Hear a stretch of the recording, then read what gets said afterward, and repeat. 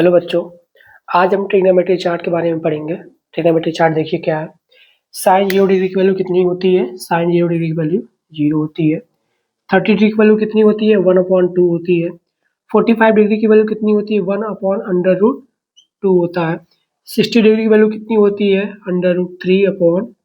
और 90 डिग्री की वैल्यू कितनी होती है? 1 होती है। तो इसके बाद कॉस है, जस्ट इसका उल्टा कर लेंगे तो यहाँ पे हो जाएगा 1। देन इसके बाद होगा √3/2, देन 1/√2, देन 1/2, इसके बाद 0। इसी का उल्टा किए मात्र। tan a क्या होता है? tan a होता है हमारा sin a upon cos a। तो 0 डिग्री की वैल्यू निकालनी है हमको। तो sin a में 0 डिग्री वैल्यू क्या है? 0। cos में क्या है? 1। तो 1/0 क्या होता है? 0 होता है। तो यहाँ 0 लिखेंगे। देन tan a में 30 डिग्री वैल्यू क्या होती है? यहाँ पे साइन में 1/2 है और यहाँ पे √3/2 है। तो 1/2, इसके बाद √3/2।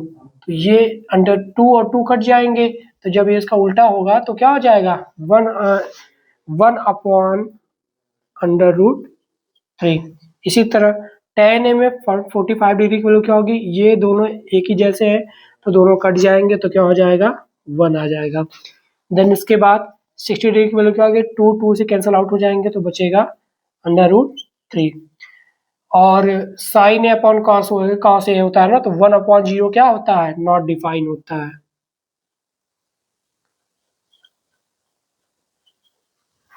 इसका होता है 0, और जहाँ पे होता है 1/0 वो होता है नॉट डिफाइन। ठीक, इसे याद रखना आप लोग।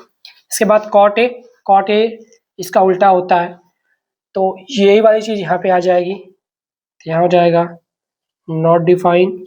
ये ट्रिक बता रहे हैं आपको जिससे आपको आसानी हो सब कुछ याद करने में। √3, 1/√3, इसके बाद 0। सेक ए क्या होता है? सेक ए कॉस ए का उल्टा होता है। तो यहाँ 0 है। तो आपको यह बता दे रहे हैं कि सेक ए जो होता है हमारा 1/cos ए होता है। ठीक है। तो cos 0 डिग्री की वैल्यू कितनी होती है? cos 0 डिग्री की वैल्यू कितनी होती है?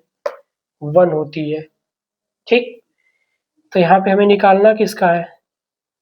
सेक 0 डिग्री का। तो 1/cos 0 डिग्री की वैल्यू कितनी होती है? 1 होती है। तो 1/1 इज इक्वल टू 1 हो जाएगा यहाँ पे। लेकिन नहीं, ये ऐसा नहीं होगा यहाँ पे। सॉरी, डिग्री की वैल्यू क्या हो जाएगी? 1/1। तो यहाँ हो जाएगा 1। सही कर रहे थे हम लोग।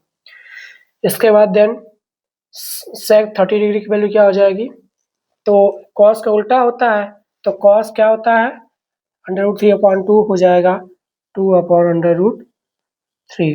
देन इसके बाद यहाँ पे हो जाएगा √2, क्योंकि उल्टा करना है बस। इसके बाद हो जाएगा 2। तो 0 का जब उल्टा करेंगे तो 0 का उल्टा क्या हो जाएगा? Not define.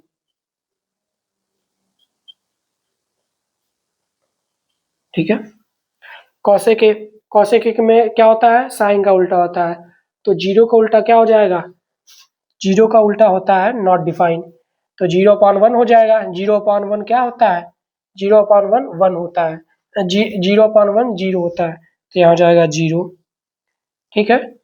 यहाँ हो जाएगा 1/2। सॉरी, 1/2 नहीं होगा, यहाँ हो जाएगा 2। देन इसके बाद हो जाएगा √2, देन 2/√3, ये 1 हो जाएगा। ठीक है। अगर आपको ये वीडियो पसंद आती है तो इस वीडियो को लाइक, शेयर और सब्सक्राइब जरूर करिएगा। धन्यवाद।